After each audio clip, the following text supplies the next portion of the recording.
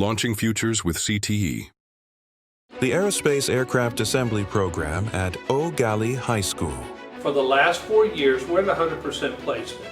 That means every kid that completes the program, does what they're supposed to do, gets their certification, either goes directly on a job or they go into college to an engineering school or they go in the military.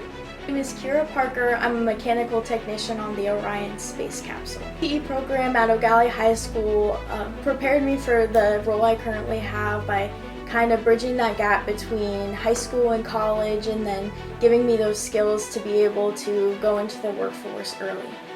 The importance of space exploration.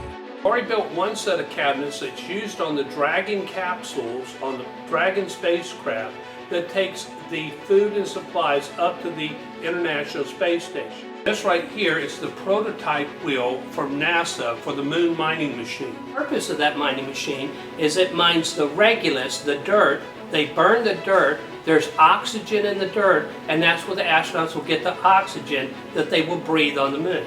Space exploration is extremely important to us on Earth. It's super important to gather data from space as well as launching things into space such as satellites. Learn more about career and technical education at ctemonth.org and NASAHUNCH at nasahunch.com.